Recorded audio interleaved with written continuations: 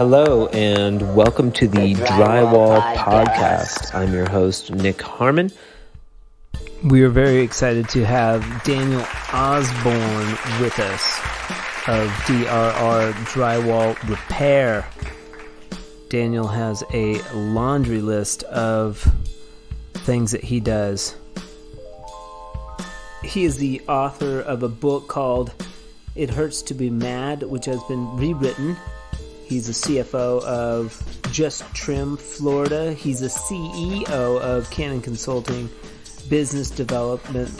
But when I first started in the industry, I didn't have any licensing. We got insurance shortly thereafter, but I was just basically just starting out, just a young gun, doing decent quality work per the industry, but nothing super spectacular. I first met Daniel at a Trim Techs training about 4 years ago, and he had a very animated personality that attracted me. I've kept in touch with him since then, and I'm extremely excited to get to know a little bit more about him in this podcast, the 7th podcast on the Drywall Podcast. This podcast is brought to you by Fresco Harmony.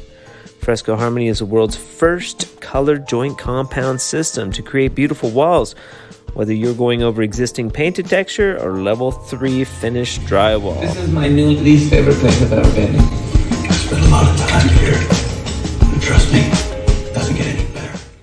We'll be discussing all things drywall. This concept began with the Facebook groups picking unique topics, discussing application techniques, and the characters and the comedy that ensued. Let's get into it. Yeah, perfect. Daniel Osborne, DRR Drywall, in the house. Welcome. Thank you, sir. Good to be here. Have you ever done a podcast before? I have been on the radio before. I think I have done a couple podcasts before. Yes, sir. Oh, look at that. Look at your little DRR cup. I know. I just said, look, see, we're matching. There we go. I love it. I like this DRR cup. It's a Yeti. It's a good one. Yes, sir. So Daniel Osborne, he's thick.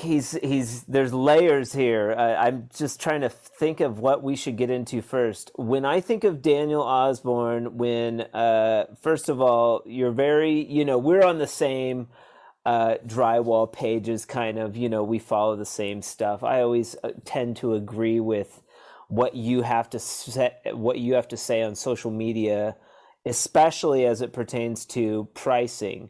I would consider Daniel Osborne one of those characters in the groups as a standard setter for a price point. Like, you come in and you are very confident, which I appreciate about your price points.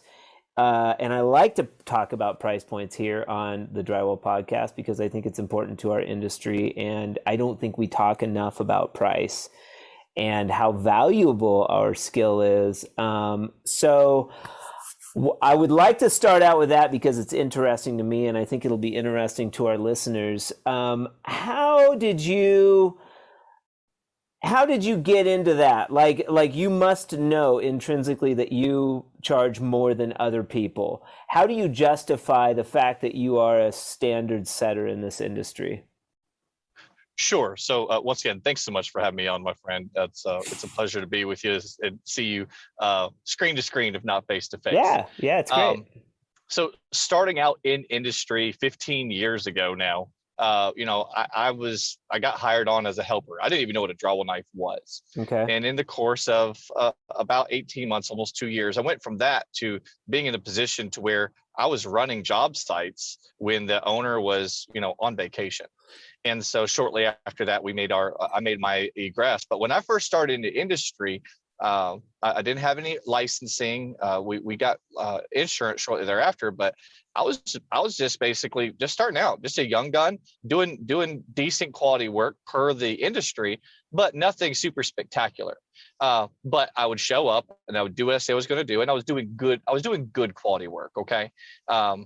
and I was charging $200 a day. Now this is 15 years ago, so that tells you how fast time goes by. You were charging But, $200 for like a standard patch.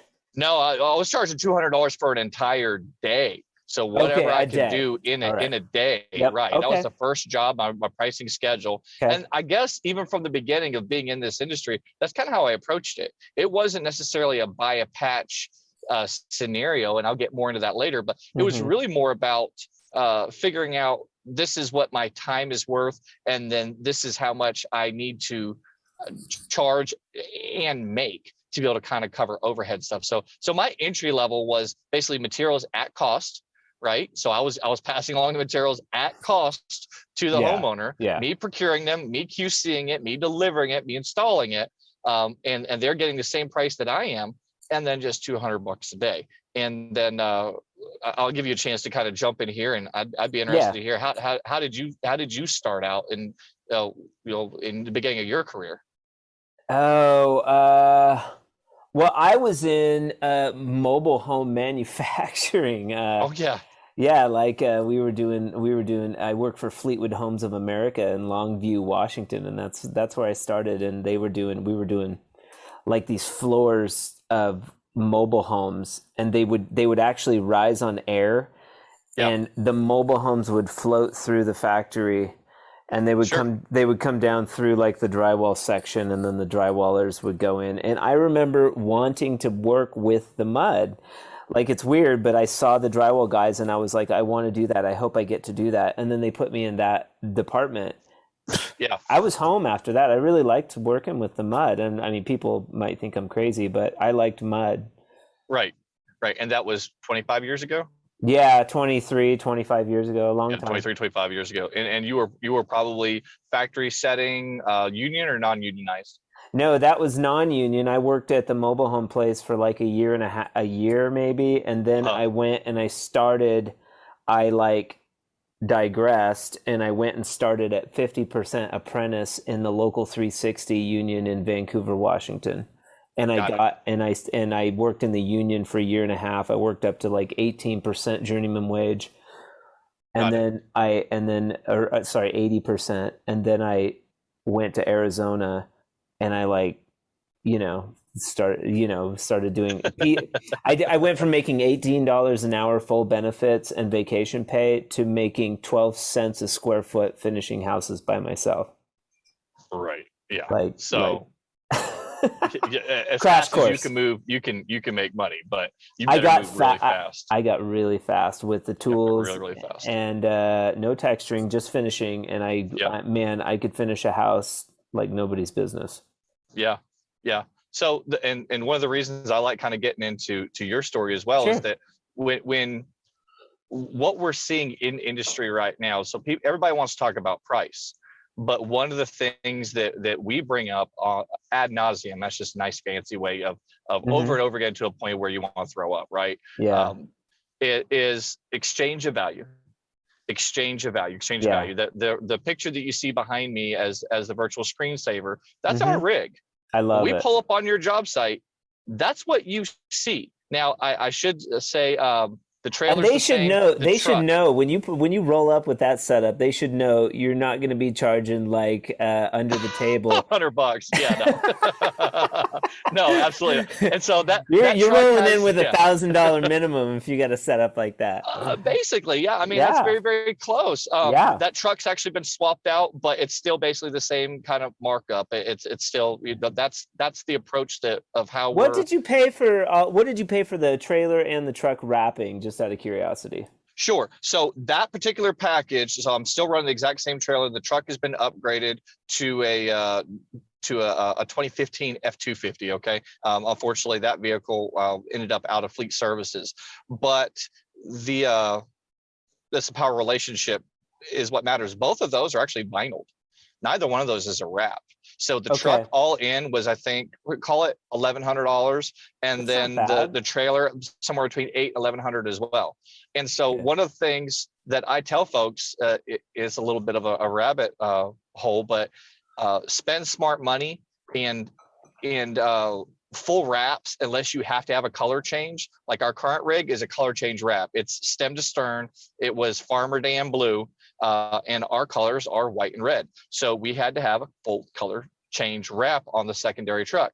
But if not, get a simple action-based, drawing attention logo and get a good graphics guy, and about $1,000, you should be able to letter up a full-size truck for about what you see right there. Okay. And that, on that trailer too. So that is an 8x12 V-nose enclosed trailer. I love that trailer. And it's 7 foot tall interior. So it's almost right around 9 feet from the tire to the top of the lid. So it's a rolling billboard. We're going up and down the highway. Like if you're a quarter mile away, legitimately a quarter mile away, you can see it. Oh, I have the cheesy magnets on my truck. Now here's this is a weird different thought about my truck. Yeah. Like if you're a large corporation or something, they don't mess around with wraps and stuff like that. They get the cheap magnets and throw them on the side. So my whole approach was like, oh, I'll pretend like I'm a really big, huge company and I'll just put the magnets on the side, But also cheap companies do that as well. But you'd be surprised at how many people say, I see your truck all over the place. Oh, yeah. Oh, well, that was actually on Facebook yesterday. So we live in, we're based out of Ocala. We've got about a 50-mile net coverage area. So our natural coverage area is Gainesville to Winter Garden, which is just outside of Orlando. And I'll go coast to coast. Now, we're state licensed. So, we'll go wherever you pay us to go. But typically speaking, it's basically Gainesville to Winter Garden. But they'll see we're all over the place so much that people are like, how many trucks do you have in your fleet? Well, we only have one truck in fleet right now, but we're on the road and it's readily identifiable. Yeah. I drive all over Albuquerque. I'm all over. Jack's generally on the job. I got one guy. He's on the job, and I'm like all over. You got to drive and do a bit over here, and then you got to go check on this job and do a patch, and then you got to go to check on Jack at the job, make sure he has materials, and then I got to go to the bank, and then I got to go back to the office, and always. Yeah, absolutely. So kind of getting back towards, if you want to discuss the pricing scenarios and kind of how we got to that, we could go to, okay. So we both got in industry, obviously working for someone. Well, let's fast forward. Let's fast forward to specifically to you do like, I have you come over and do a job, and I want to get like into like the gritty. Like, yeah, absolutely. You've talked before about like, and you'll post like where you give a bid to a client and they're like offended. Like they're like, get out of my house. Like, I don't want to ever see you again.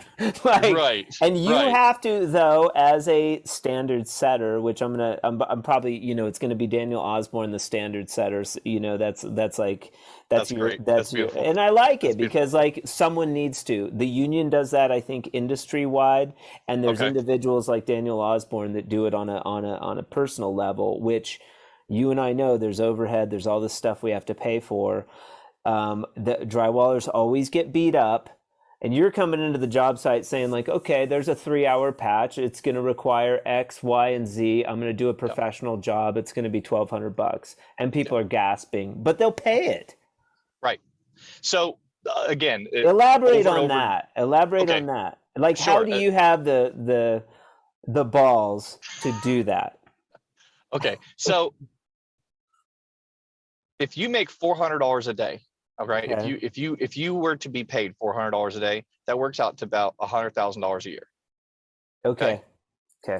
So, do you think that's an unreasonable amount of money to pay, a plumber or electrician or a dentist? Right. Now, all these are specialized things. Dentist has a little bit more formal schooling that they have to do. Mm-hmm. I would venture to say no, it's not. Right. We live in the United States of America. You and I, we are very, very blessed to do so, to live in the United States. And so if you start looking at what the data, and we're going to get very data specific here. The data is, I think the median, I want to say the median wage was like $86,000 a year. Okay. Well, that does not accurately represent the area that I'm in, nor I believe yours. This is the answer that I'm looking for, by the way. So yes. What's that? You're on the right track. You're on the right track. All right. Perfect. So if you're going to tell me that I'm going to incur all of the liabilities, all of the headache, the professionalism, and then the total value exchange. So to boil it down, in our premise and our approach to business, we do not drink, smoke, curse, or do drugs. Okay. We are state licensed. That is something that the state of Florida offers. No, wait, It's not required. does balls count as a curse word? Because I'll keep it clean on here, Daniel. It's $5. It's balls $5. is dude, balls is like, it's right there in the middle. It's right there in the middle. You know what, at our house, and I'm a bad cusser, but like my son Sean will say bad word alert. Bad word alert. Yeah. On the job site, if it's a true curse word, if I hear it, it's $20. If it's a slang, okay. if it's a slang, it's $10. If it's heading that way, it's $5. So okay, I think you're so up balls, to $15 right now. Okay. 20. Right, okay. Yeah, now we are. So,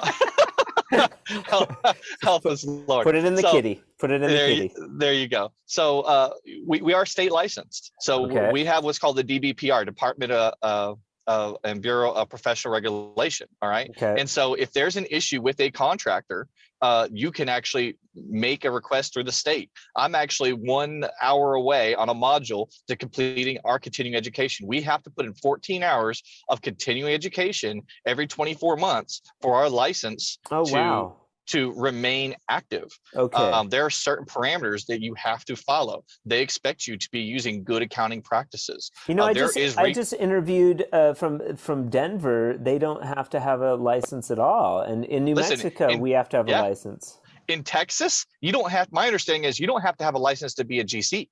Right. Right. So it is from one area to the next. Now, one of the things I will say is that the more population dense you get, the more I would expect to see overarching licensure. Okay. Because as the population density increases, then your envelope and form and scope of building and occupancy loads are going to increase. So therefore, loss of life is going to become more and more of a thing that you have to worry about. And then obviously fraud as well.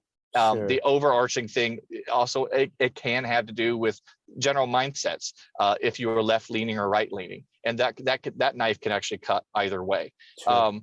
But when I head into, you mentioned about people getting upset when you look at them. I have had professionals. So you got a guy. You're like, hey, it's going to be $1,200, and he's like, dude, I just had a drywall guy in here yesterday. He said he could do the same patch for $300. You are out of your mind. Yeah. How do you react to that? I screen it. So you don't shop for a Bugatti at a used Ford dealership. Mm-hmm. Okay. So you have to be very, very confident and very, very consistent in the exchange of value that you're offering. I like so my goal is not to, I used to not care. I used to just basically, I knew what I was worth. I knew what I was offering. I knew that I had something unique to market. And so I would play the numbers game. You plow through a certain number of phone calls, but I never went the extra mile to try to alleviate some of the emotional angst when you tell somebody, listen, it's going to be our flat day rate. You know, our median flat day rate right now is $1,250. Okay. $1,250. That allows me for all that wonderful stuff I was talking about before, and a W-2 waged employee in a company shirt to show up during regular business hours and work on your home office. That's not unreasonable. It's not. When you figure that I carry license on the business, insurance on the business, insurance on the truck, you know, no one's coming and repossessing rented tools out of my vehicle. You know, we're some of the things that we employ, we've got dust migration set up.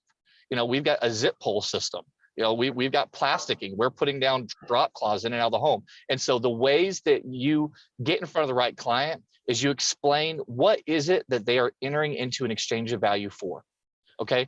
And be willing to meet them there. If you need a hole fixed in a wall so that the air isn't moving in and out, I got a guy for you. All right. If you need an okay patch, but you needed it done yesterday, I've got a guy for you. But if you need somebody with our skill set, an occupied dynamic environment that's got to be perfect or just about so, and you need to have complete confidence in the professionalism and acumen, well, that's where we come in. So really, it's been as much for me about here's a little bit more difficult question. Sorry, I'm jumping in. A little more difficult. Now, when I'm selling Fresco Harmony, so here's the trap that I got caught in.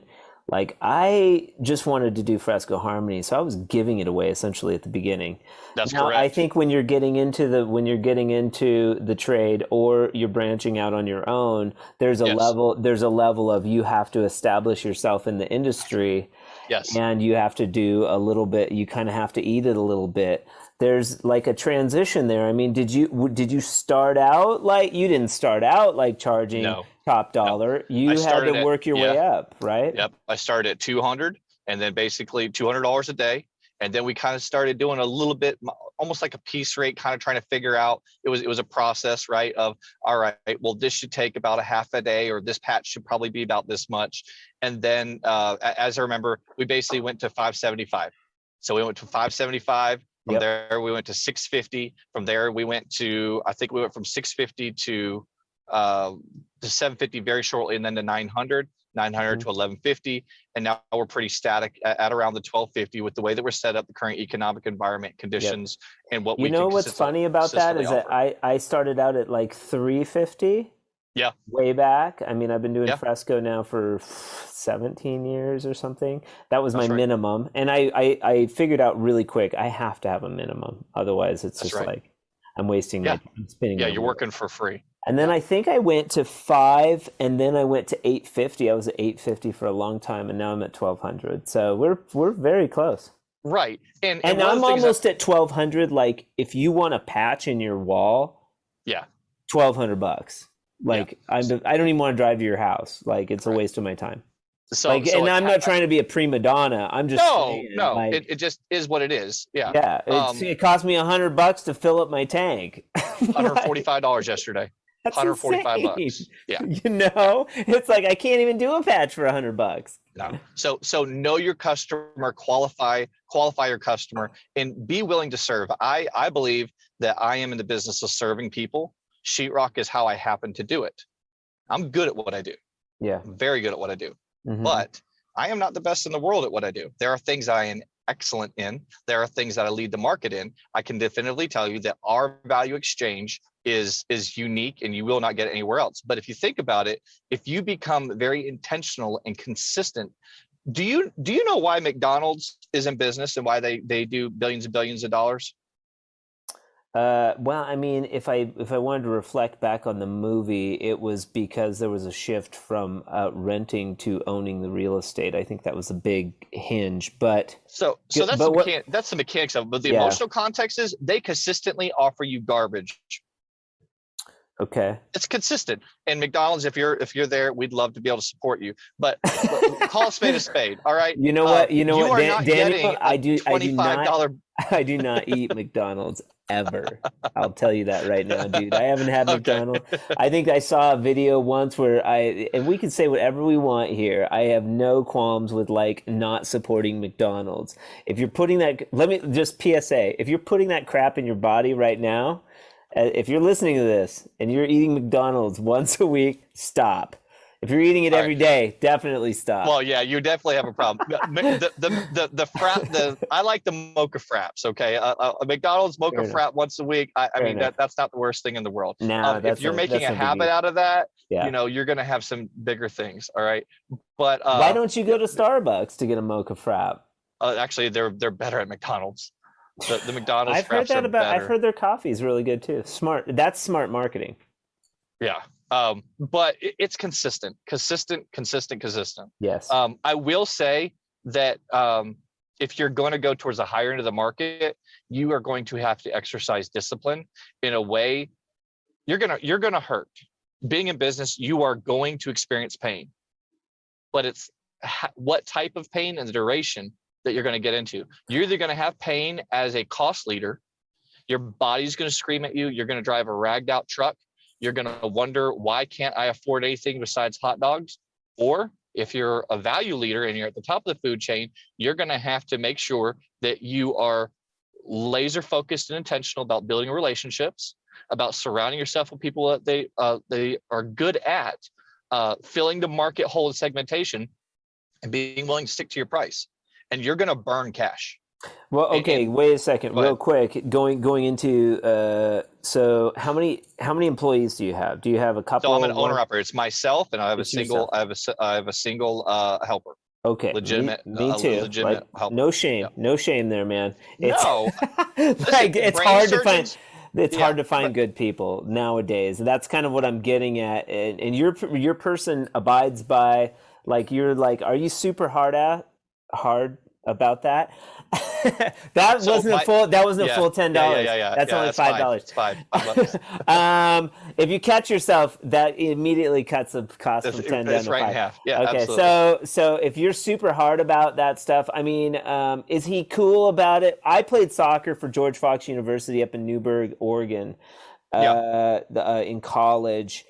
We were not allowed to cuss. There was a conservative Christian college, like I didn't really fit, but like it was needless to say, but like no cussing. And my coach used to say, if you don't look good, you don't play good. And that has stuck with me. I've always, your socks are pulled up, your shirt is tucked in. Back then you used to tuck in the shirt when you played soccer, and you don't cuss on the field. And there's a part of that I think carries professionalism. So, my question is, how does your guy deal with that? Is he cool with it? Is he like, I'm down, whatever, Daniel? Well, let's look at this up here. See if I can make this do it. I can't make it. Brain surgeon or drywall repair. So let me ask you a question. Do you want your brain surgeon, if you're laying on a gurney, do you want them to have a reputation of screaming at and abusing their people and cursing and being unprofessional? No. So if it was the best brain surgeon in the world and you have a 3mm mass and you need it removed and you don't want your name to be Nancy feeling fancy jumping up on a table half disfigured, when you get done, you're willing to whatever they say, you're willing to do it, right? Yeah. So you expect that surgeon to not eat McDonald's every day, right? You expect him to have continuing education, a lot of them right? do. Well, some of them, but I don't want him to be an alcoholic. That's for sure. They don't want him to be a raging alcoholic. They need it. So we pay, we treat our people very, very well. Good. Okay. Good. So you pay him good, to show up, look professional, and act professional. Well, yeah, because that's my company. Yeah. That's our total value exchange is based on service. So if I'm going to offer you, well, why is Publix one of the very few Fortune 500 companies that people are still retiring from? It's because of how they treat you. Okay. Why does Chick-fil-A run an enterprise that shuts down one day of the week and yet are wildly successful? Well, they know their numbers, they're good at what they do, they're consistent, and they're professional. Yeah. So guys, if you're going to show up and you're going to smell like beer and you're going to curse, you're offering a certain exchange of value. Now, if you're fire taping an 11-story building and you've got a job super and you're 3 or 4 subcontractors down on the drywall list, you could probably get away with that. But even if you've got, an ambient pricing structure, you're probably not going to get above $26 to $35 an hour.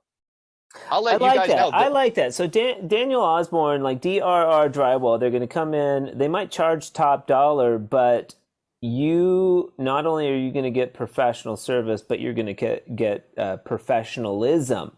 Now, maybe some of these drywall guys are like, you're charging too much. You shouldn't be charging that much. There's something to be said there. If you're going to charge that much, you better be showing up professional and 100%. Showing up. Yes. So the day after, that Albuquerque, dudes will like, and I don't know if it's the same in Florida, but like, it is. Like, I'll have clients that are like, "You're the first person that showed up. You're like the 5th person I called. I'm like surprised that you showed up." Right away, the price goes up. Because I know that, that we did once, for instance, out in the East Mountains. We were super busy last year. It was a drive. They had a plaster project. They were trying to sell their house, and they wanted to restore the plaster. So I went and looked at it, and I was like, we could skim this in Gallery Pearl fairly simply. And then I could go over it with, with one coat of sealer. You retain, because they wanted to retain the plaster look. But I mean, going in and repairing a bunch of plaster, like diamond finish, it's like you can't really repair it. You have to just redo it. It's a nightmare. Like it is. You can go in and you can fix the patches and faux finish it, or you can do fresco harmony. Those are pretty much your only options unless you want to pay through the roof. So that job I added on, they were like not happy about the price that I gave them. And you know what? They paid it. And we showed up the next week. We got it done. And they were able to put their house on the market. I mean, we're talking a $1.2 million home. It's like, they're not going to miss. They're not going to miss what I charged them. So it's interesting that you bring up, and again, from one area to another, housing prices are different. Knowing what you're consistently offering, and then knowing who you're selling to, right? So, and I don't want to say too that I'm like jacking the price because I see that somebody has money. I don't do that. My prices are consistent. This is like travel, urgency. 100%. Also, I'll factor in like a rush order. Like do not underestimate like, oh, you need it done like yesterday. Yeah, we can do it, but dude, I'm adding an extra $1,000. Like I got to move my schedule around and make this happen. And that's if you can do it. That's if you can do it. Yeah. And I had to call clients and be like, hey, can I push you a week? And luckily my clients were like, yeah, that's cool. We can wait another week. And I had to fit them in to make it happen. And so those are all really key factors. I think we're talking about, to be blunt, it's just sales. It is. I mean, that's a succinct way of putting it. Our target demographic is individuals. So if we're direct to consumer, now we do work for organizations. We've worked for a Department of Agriculture. We're in the midst of actually got a large college that we're trying to get qualified and go through the process of being able to be a service provider for. But we're looking for individuals that have got discretionary spending between $30,000 and $300,000 a year. Now, that's just kind of a rough napkin math, and you're going to wonder, well, why that much money? Well, because typically, if you have $30,000 a year discretionary income, then you're still going to have enough money to afford us, right? Like, and then if you have over $300,000 a year discretionary income, you start getting into a range of, and I've experienced this, where they feel like you should be honored to be in their presence, and they should get a discount. Okay, well, my arm plus is you got to take into consideration they're going to get you a bunch of work. You get those clients too. Hey man, you know what? You're going to be busy for 2 years off of this job. Like, and then you know what? Those jobs, I'm always like, okay, add an extra $500 because there's no way I'm going to get one job.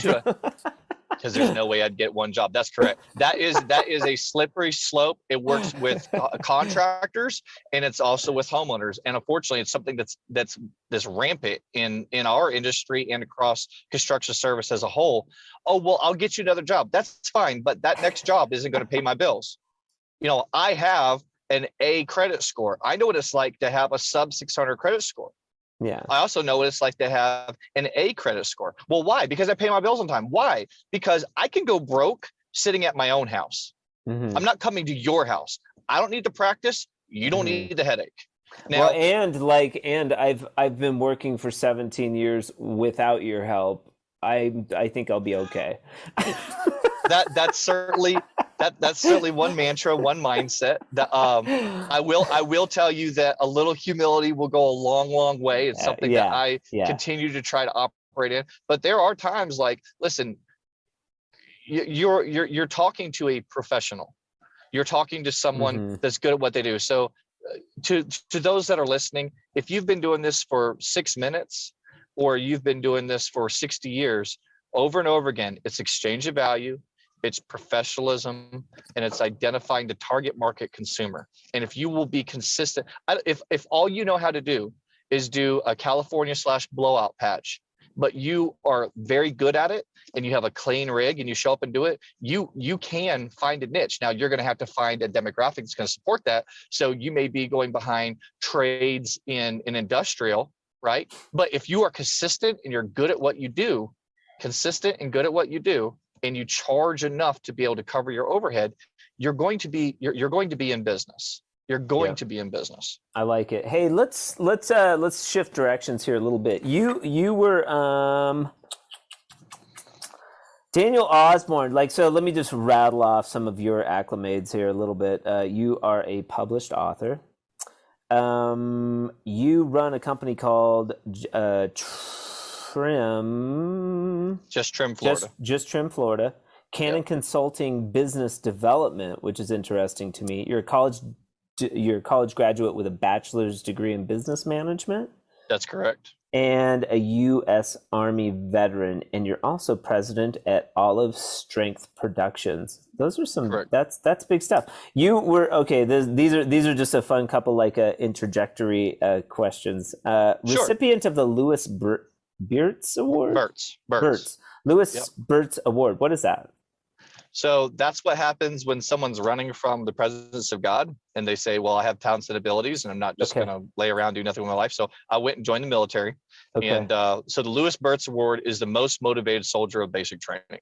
So out of like 300 guys that graduated that basic training cycle, that was awarded to myself.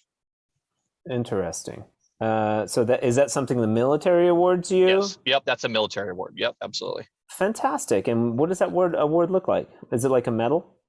So I was given a command coin from the sergeant major, I believe, and then they have a nice certificate that they give you as well. Excellent. Did you see any like combat or anything? How long were you in the service? Oh, so I was in less than a year. I was in I think it was 7 months, 29 days. So I was in less than a year, and I actually ended up getting hurt on a road march and getting out. So when you pray, you say, God, if you don't want me to do this, you're going to have to cripple me. Yeah. He does have he has a tendency of ringing that bell. Yeah. Honorable discharge, as they say. Of course.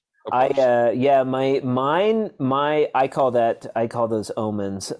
My omen in soccer was breaking my collarbone in the second game of my freshman year. Came in on Nice. That was God saying. That was God saying, you need to take a step back, buddy. Soccer may not be your direction. And then the Florida All-American Academic Team. What's that?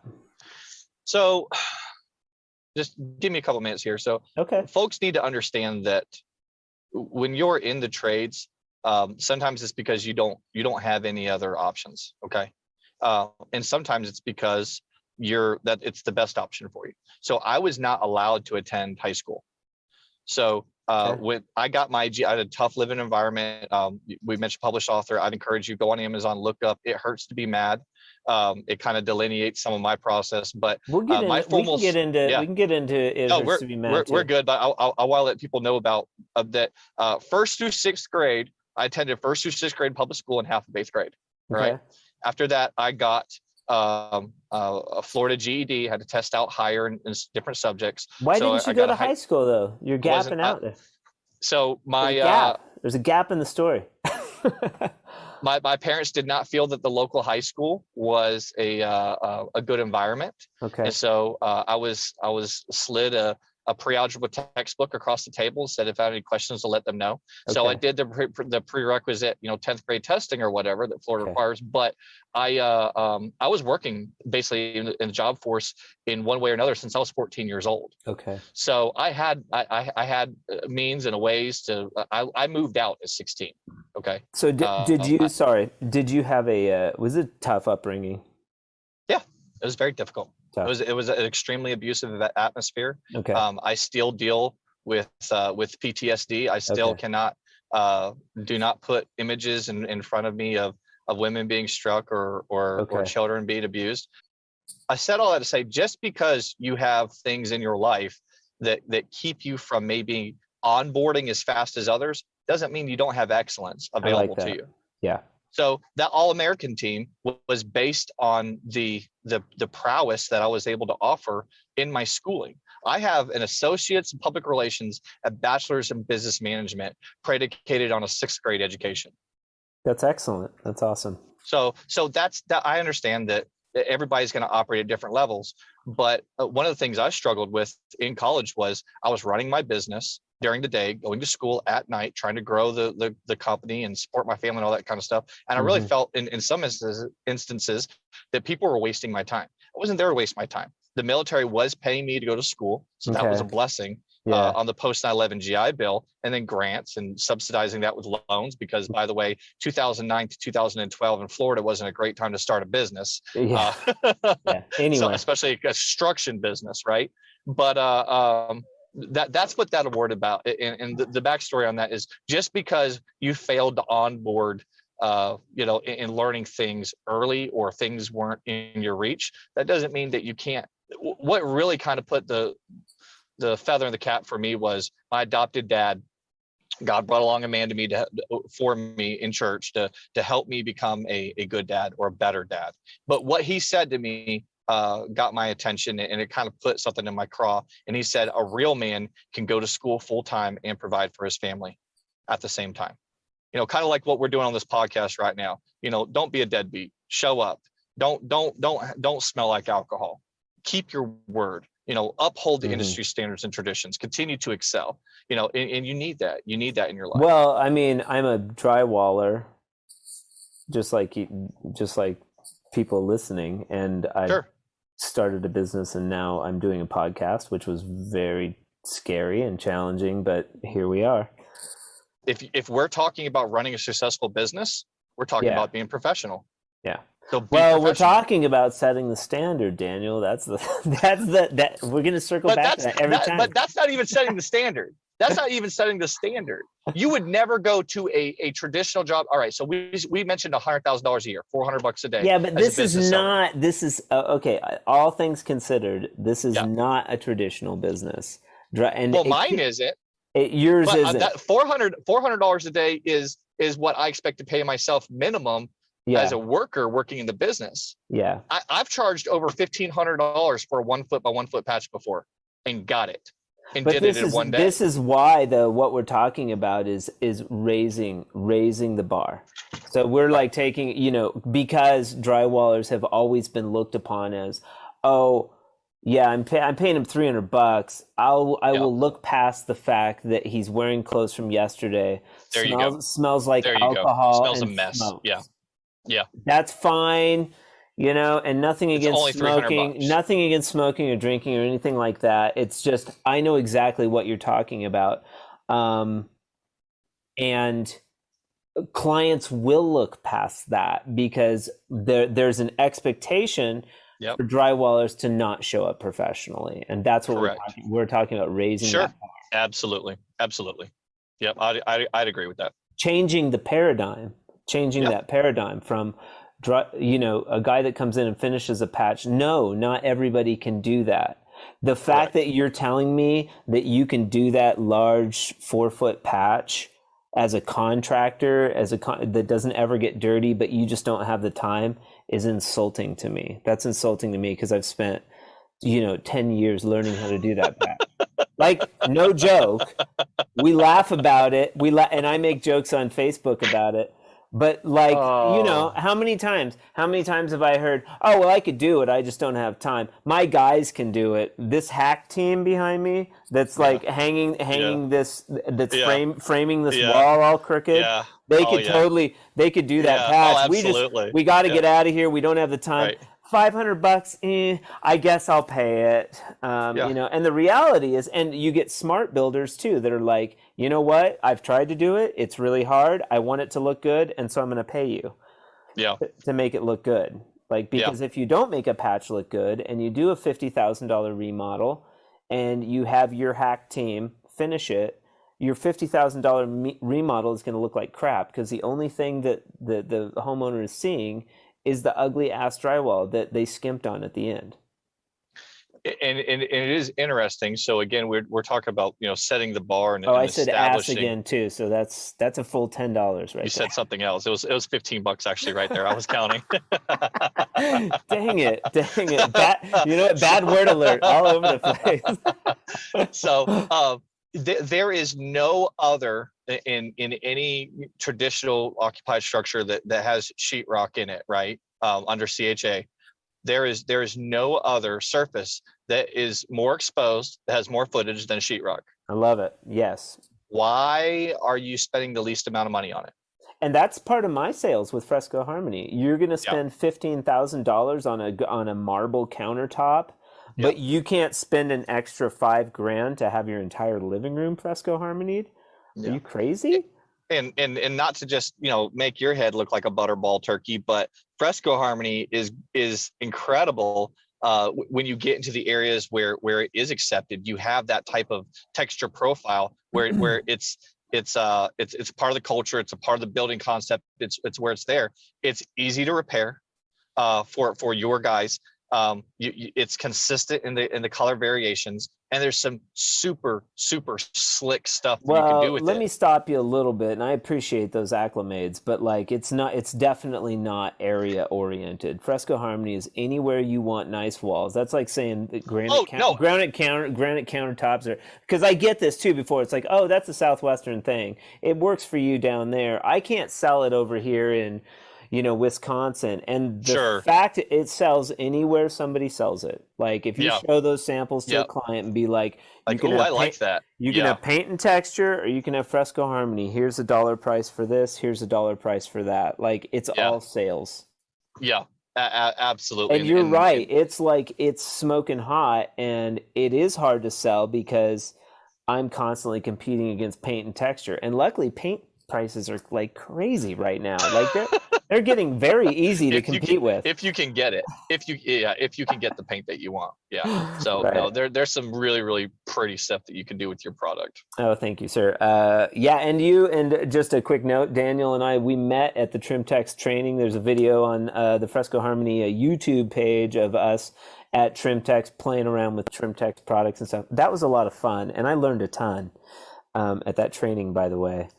I just had our recent interview was with Joe Koenig. I saw that. It's very good. There's some cussing, so just be forewarned. Get out them $100 bills, y'all. You know what though? My guy Jack, he's pretty chill, and I get his feedback on the podcast because he listens to podcasts, and he specifically said, and I talk plainly in front of Jack, like I try not to, I try to be respectful. I don't cuss around clients. Like I try to be respectful, around if I'm around my buddies, we talk like truckers. But I'll take a page out of that. But on this sort of platform, I think a certain amount of cussing is okay. But even Jack was like, I hate the podcast where it's like every other word's the F word, and it's just like it muddies up the vocabulary. And I think the translation of what you're trying to discuss. I think when every other word's the F word, it gets a little old and stupid. But and stupid too in our house. That's a bad word. That's a bad word. Yeah. I get in trouble. They talk about with your friends. So I have a couple of pet words that are not curse words, but they're a little acerbic.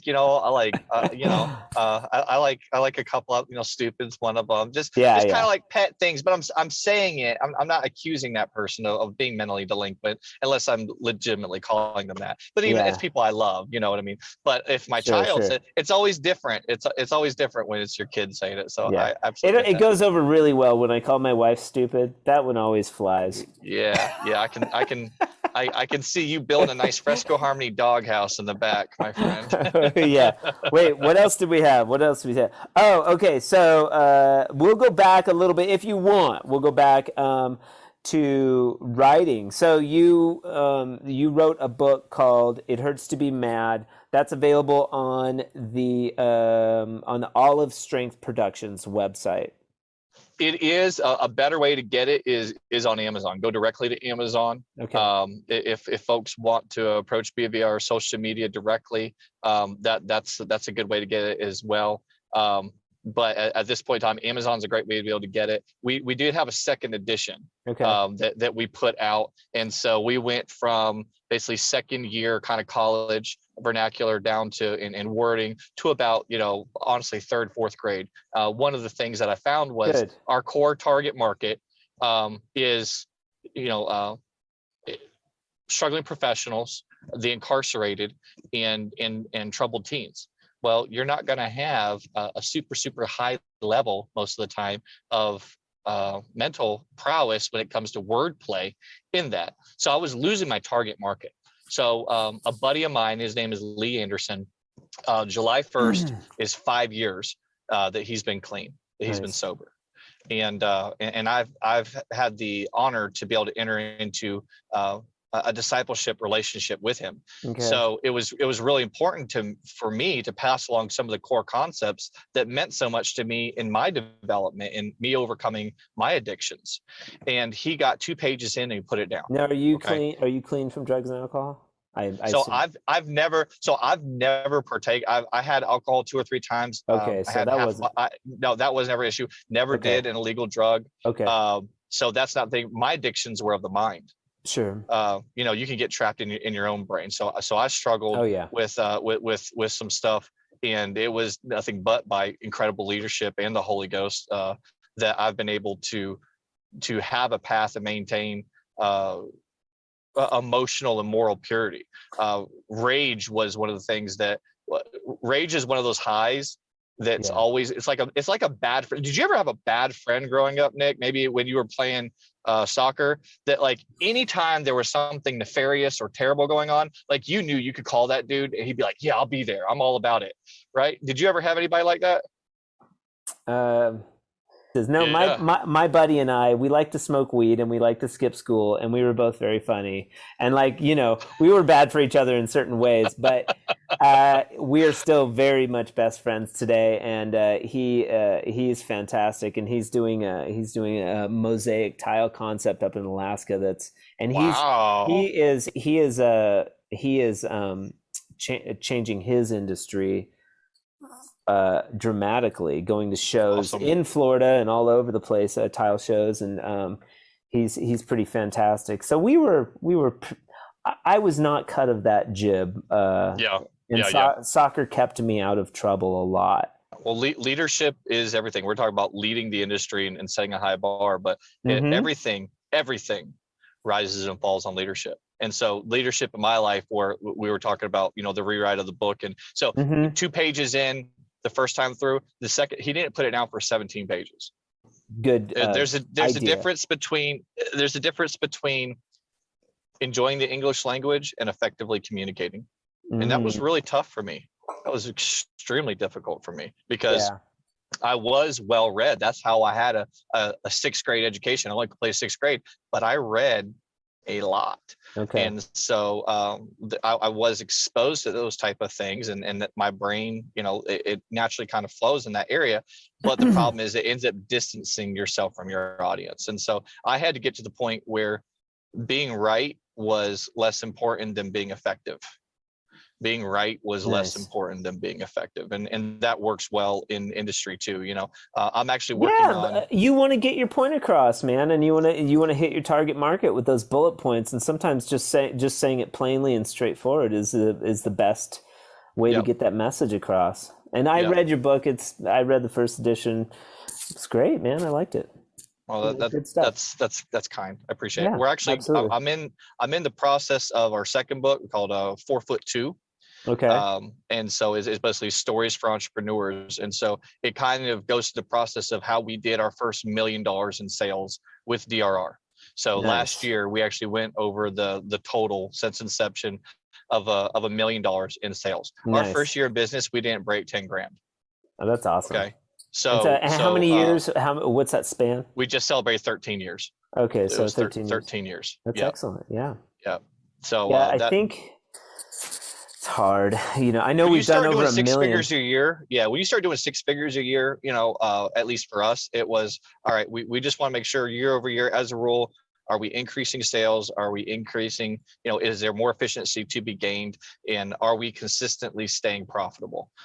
But for myself personally, it was November 19th of 2010. I had less than $10 in a checking account. And my birthday, the reason I remember is because it was my birthday. So my birthday present to myself was a McDouble and a sweet tea. We had like $8.78 in a bank account. Nice. Have you listened to any of the podcasts yet? No, that's something that I want to be able to do. No shame. No, I'm not gonna lie to you. But where are you hosting them? Yeah, Nick, they were terrible. I just was trying to come in here. No, raising the bar. I was trying to get this podcast off the ground, man. Well, so the premise. You had Joe on here. I know it's gonna be awesome. Joe's is fun. Like, he is so funny and fun, and like you, yours has been fantastic too. I mean, yours is definitely up there. I've done your number 7 or 8. So like okay. Joe's was just posted. He's number 5, and then we got Corey. Then you 5, 6, 7. You'll be number 7. Got it. What was I gonna say? They are there. So the premise behind the podcast was like, dude, these guys are on the job. Like next time, here's my recommendation. And if you don't listen to podcasts, like if you're on the job, like maybe instead of listening to like church radio or music or whatever you normally listen to in your headphones, throw on a podcast like while you're working. No, absolutely. That's a good way to do it. It is a good way to do it. It is a great way to get. Or in your truck driving around. Now, Zig Ziglar used to say Automobile University. So he would like drive around and he would just listen to like if you don't know Zig Ziglar, he's like this old school like guy. He's like guru positive thinker. Yeah, absolutely. No, so that's how I was able to be successful in BNI. And I don't know if this will make it in the final cut or something, but guys, you got to have a stable of people that believe in you. And it's a little bit of a chicken and I've heard of BNI. I've heard of BNI. I had a couple friends that were doing that. Like it's a group of people that do. You get together and you support each other. You get together and you support each other. It basically takes what would hopefully occur in 20 years and gives you the opportunity to create that kind of relationship in 9 months. Okay, depending on your industry and trade. BNI is the groups that are system advocates, so they're doing what they're supposed to be doing. They're following the edicts and the standards. It is the single most for starting out contractor professional best ROI that you're going to get. Now, are you currently in a BNI group? I'm not currently in a group. I've been a part of a couple of different groups over the years. I still encourage people to join a group. I am very much a system advocate. I still send people to it. For me, it's a timing and getting the right chapter and the right culture in front of me. When I step into a room, and the way I put it, and you have to be careful how you say this, but I do business a certain way. I had a name when I entered the room. I'll have a name when I leave. But we're doing business my way. And BNI's core competency and standards very, very robustly reflects the way that I do business. But every local chapter is going to be a little different. It's kind of like every town in America is supposed to be held to federal standards. Some of those towns are a little bit looser with those than others. So you got to find a town that's going to work for you. But build your stable. You need reviews. If you do not have an online presence, unless you have a very, very specific market, you need to have some of an online presence. You don't have to spend $20,000 on a website, but I have our websites. I'd encourage you, go online, look at what we have. We closed a 5-figure project with Department of Agriculture through the state of Florida in under 90 days. Because we had a website, partly because we had a website and the folks liked it. It was professional. So it's important to have an online presence, but build your stable. Nick had mentioned earlier about, well, you might have to take a hit in the beginning. You know what? You've got to get business. So you've got to get your name out there. You would be better served taking $100 that you would usually, throw away, and put that into some materials and go to the top 3 builders in the area. They've got a good name that pay folks well, and say, hey, listen, I'd like the opportunity to do a patch for you on me, right? Or Great go advice. to a plumbing company, electrician. The 2 people in the world I get happiest to see with the Sawzall in their right hand is a plumber and electrician. Because you know what? They're nondescript. They could care less about how much sheetrock they're sawing through. Their job is the life and safety. But guess what? Right after life and safety, people care about what their house looks like. Yeah. So go to an established plumber. You would like to have somebody, ideally, that's been in business for 20 plus years, because they've got a name in the community. Make sure that they don't have a bunch of hits against them on the Better Business Bureau. Well, you could also Google best builders, best electricians, best plumbers, and the lists will come up. Yeah, that's right. That's a good start. But because we focus on our SEO as well, I would encourage you, do a maps query. So go into your Google Maps and just type in, plumber, electrician, and find the people. And especially whether it's a little town or a big town that runs like a little town, who the shot callers are. You know who's somebody. So whether you've been in business a month or 10 years, if you're having an issue figuring out, well, how do I diversify? How do I expand?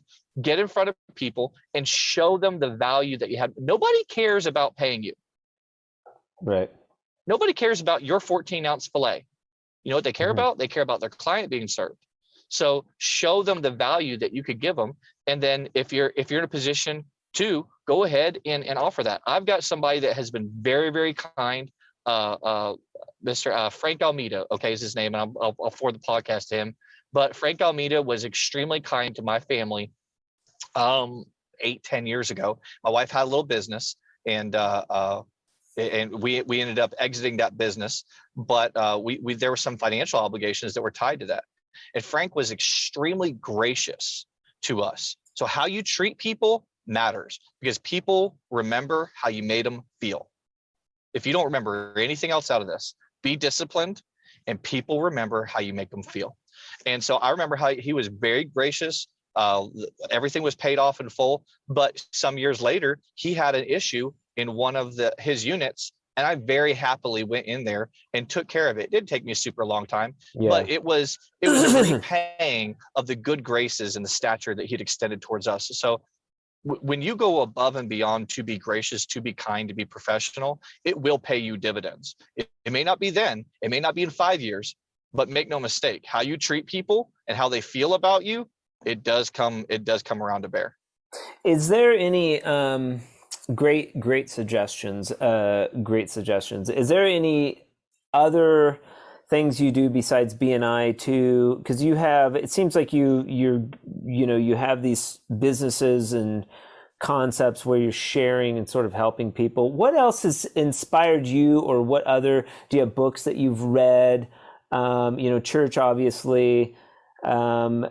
Anything else other than BMI that's helped you become the person that you are? What inspires Daniel Osborne? Leadership. Ultimately, but I mean, specifically, do you listen to podcasts? Is there an author I've got so for me personally, I've got a pastor that makes me so mad I want to punch him in the side of the head. Okay. And you're not going to hear many people that talk that frankly, but the reason is because he challenges me. And one thing I realized not too long ago was my leader. It happens to be a pastor, but I'll put it this way so people can onboard. My leader, my coach, my provoker to greatness talks to me from a position as if I've already attained what I'm striving for. Okay. And that hurts. So I have people like, hey, have you considered this book? I just got done reading The Boys in the Boat. Okay. I believe it's the 1936 Olympics that was held in Berlin, and he, my leader, told me, hey, listen, this is a good book. A couple of central books that will change the way you look at life is Ryan Chamberlain's Now You Know. Ryan Chamberlain's Now You Know, and that is a great way for 20 years. I wish I had had it 15 years ago, because a lot of the stuff I'm going to go over in our next upcoming book, he approaches from a little bit different of an angle. So Ryan Chamberlain's Now You Know, and then How to Win Friends and Influence People by Dale Carnegie. Sure. That is a great broad spectrum antibiotic for selfishness. A great broad spectrum antibiotic for selfishness, because How to Win Friends and Influence People is less about you and more about what you're doing for people. So but besides the Bible, How to Win Friends and Influence People, and then obviously that who is Ryan Chamberlain?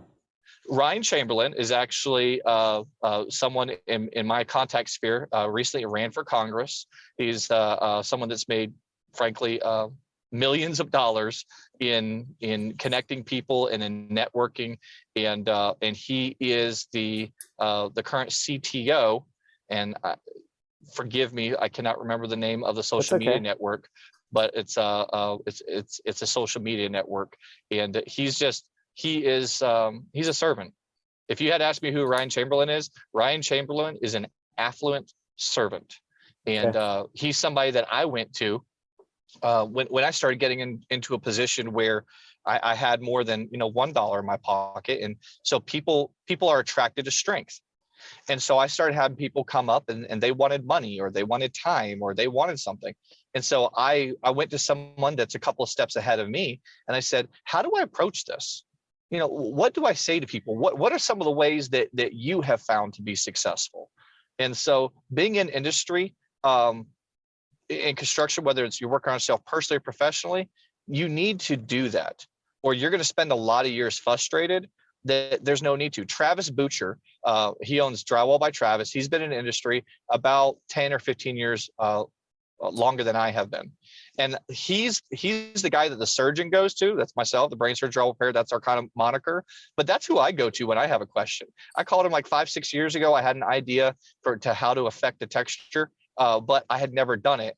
And because of our exchange of value, I don't get paid to practice. I get paid to deliver. So if I have a material failure on a job, I'm going to lose face to the client. I'm going to lose money. I'm going to lose time. So I had an idea and I thought it would work, but I had a relationship with him. I didn't just come in and badmouth them all over town and say, I could do it faster. I could do it cheaper. No, you know what I did? I was respectful. I was articulate. I conducted myself in a professional manner. So guess what? When I had a question, I had the opportunity to go in and ask him. I had somebody, I could call Nick right now. You know, we met, he's been in the industry 10 years longer than I've been. If I have a problem, I know I can call Nick and be like, hey, Nick, what do you think about this? Jeffrey LaCroix out in Hawaii. He's an industry leader out there doing level 5, exquisite work. Yeah. We're on opposite sides of the continent, but it's because we've developed a relationship built on respect. And if you're going to build a company, build a relationship and build it on respect. If there was a billboard or a bullet point that you could instill upon the drywall industry today, what would it be? I'm not expensive. You're cheap. No. Right. It's a little self-serving. I'm not expensive. You just can't afford me. Everything rises and falls on leadership. And if you're not leading yourself first, you're not going to lead anyone in your company, and you're not going to leave a good impression in your community, and you're not going to be able to lead in value exchange or cost leadership. So everything rises and falls on leadership, and that depends on your discipline. So no one's saying that you have to go to the same type of church as someone else. No one's saying that your vehicle has to look just like someone else's, or you have to spend $9,000 on metal credit cards with gold embossing. But what you do, you're going to have to do consistently. And if you're not, then you're not just hurting yourself. You are bringing the standard of your trade, of your craft, and ultimately of your community down. And that's not how I want to be remembered. And I'm sure most everyone listening to this, whether you've been exposed to this before or not, we're here to raise the bar, raise the standard. Mm-hmm. Excellent ending. Daniel Osborne raising the standard for drywall in Florida and throughout the country. He can be found on Facebook. You've got several pages. You've got Just Trim in Florida, which we didn't get into. We could get into that next time. We'll talk more about shop. Canon Consulting Business Development. You also have the Olive Strength Productions. Those are all websites. Yep. His book, It Hurts to Be Mad, can be found on Amazon. Second edition, maybe a little more straightforward, a little easier to read. It's 54 pages. This is an easy read and extremely large value at $5. Is that what they're getting on Amazon? Yeah, I care more about getting the message out than I'm trying to, make $4 or $10 or $20 at a time. So I've read the book. It's fantastic. I will buy the second edition and read that too, just so I can give Daniel some feedback and maybe sponge some valuable lessons on curbing my rage and anger too. We all have that little demon buried in us. But just don't talk to me at 3:00 on a July afternoon if I'm working on a ceiling in a garage. All right, just leave that alone. There's a fine line between rage and formative action, and sometimes it's viewpoint. These weird little lessons that just stick in there. No, they do. And it is, we talk about raising the standard of excellence. Men have in our society, they're supposed to be relegated to bear swilling, cursing degenerates that can't hold down a consistent job or be respectful to women. Mm-hmm. Well, that's not me. Yeah. And that's not my clients. This will be available on, you were asking me how to listen. Podbean. Yes. And then you can go to Apple Podcasts. It'll drop there. It's also going to drop on Spotify Oh, he's gonna go on Spotify? Yeah, and there's a way So I'm that a big Spotify guy, man. That's awesome. so Spotify does podcasts. So those three mainly, and then YouTube. Actually, there's a way. The Drywall Artists podcast was dropped onto YouTube. The entire podcast, you can listen to it on YouTube. And we're on YouTube as well too. I don't. Is Fresco on YouTube? Oh yeah, 60 some videos. Okay. Yeah, everything. I need to make sure that I'm. So I am seeing your stuff on Fresco. Okay, yeah. I don't know. I guess they had just come up recently. Well, it's weird. Why. You have to share on like 20 different platforms because, like, you know, everybody's a little bit different, and then they change the algorithms, and they can't see it. It's a joke. Yep. And so, yeah, I think it's important to. And so, with the podcast, especially, I got to share to all these different platforms. But sweet. That's awesome, man. And so you can share those on all your social stuff and put it on your website or whatever. I mean, this is a service. You're talking about being of service. This is kind of, at this point, is a service to the professionals in the industry. This is something you can use as a tool to share or whatever. You know, people can learn about you and your business and, you know, your books and stuff like that. Oh, I appreciate it, man. And hopefully they won't get too angry in seeing how the sausage is made. You know, I mean, this is life, though. You know, I think absolutely. In drywall, I want to hear about your story. I don't want to hear about the CEO of USG. I don't care. I want to hear about you. I want to hear about Travis Boucher. What's he about? Yeah. No, you should definitely have him on, man. I got a whole list, dude. 50 guys that I follow. You know, we got Ice Rock. You know, I was like, should I do Ice Rock? Oh, yeah. Like, of course. You know, he's going to be great. He's going to give you some content, man. Yeah. And then you got, like, the girls. So I did one with Christy Slade. She was fantastic, you know, up in Canada. I'm going to do Bernie Mitchell sometime. You know, we got Joe, we got Scott Murray, level 5. We got Brian Kitchen. We've got Drywall Shorty. There's like all these characters. They're super cool. You know, you see the name on Facebook, but this like puts a personality and a face behind that little name on Facebook that you can like actually relate to, you know? Yep, absolutely. All right, sir. Thank you so much. Thank you. I know you're busy. Special thanks to Daniel Osborne of DRR Drywall for joining us on the Drywall podcast today. We appreciate your time and we'll keep following you on those social media outlets. The Drywall podcast was brought to you by Fresco Harmony, making walls better since 2004. Be sure to join us for our next interview with Bill Gagne of the Flat Buds podcast. We hope you have a fantastic day and keep drywalling.